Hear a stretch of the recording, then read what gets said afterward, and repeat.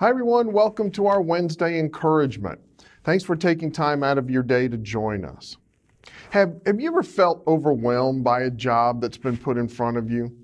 We're going to talk about that in just a moment in today's Lent Devotion. But I want to take just a moment and mention a couple of things that are happening in Cherry Avenue before we get to that. This Saturday, March 27th, is the Walk for Life to benefit Thrive Women's Health.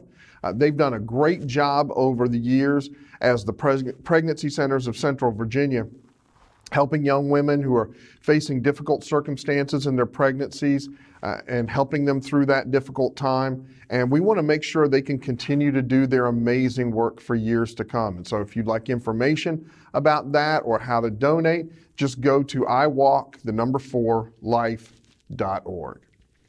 As you know, we've started back meeting in person. And we have an adult Bible school class meeting at 9 o'clock each week. And we're working on getting our children's classes started again.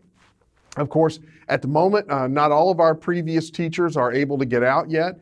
And it's a great opportunity. If you love children, working with them and wanting to help them grow in their faith, this is a great opportunity to do that.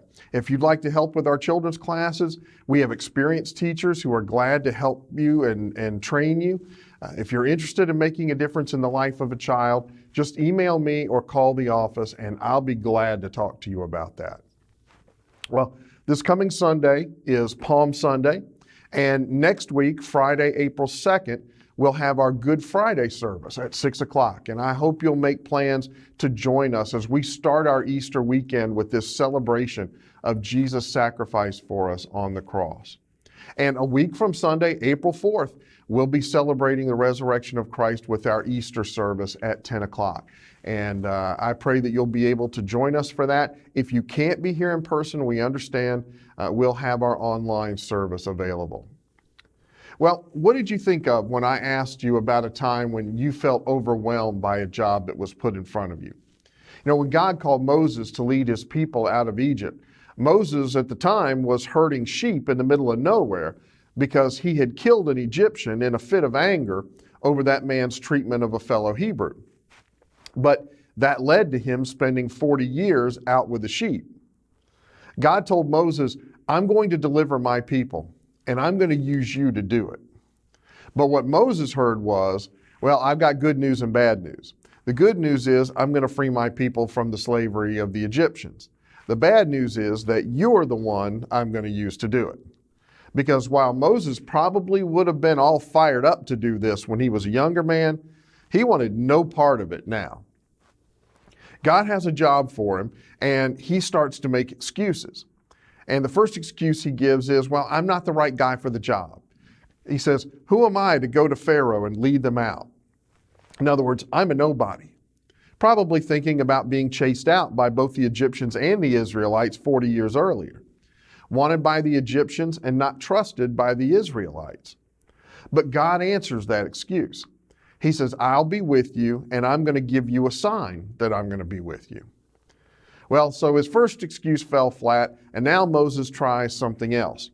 He says, what do I tell them if they ask who sent me? What's his name? In other words, I don't know what to say. And God basically tells him, I'll tell you what to say. Then Moses makes more excuses. He says, well, what if they don't believe me? And God, for all intents and purposes, tells him, look, it's not your job to make them believe it. I'll handle that. And he shows them the miracles that he can do by making his staff become a snake and then turn back into a staff and turning his hand leprous and then back to normal. Then Moses gives another excuse because these aren't working so far. And he says, well, I'm not a public speaker. In other words, look at me. I can't do this. And God says, in effect, I am looking at you. I made you. I know what you can do better than you do.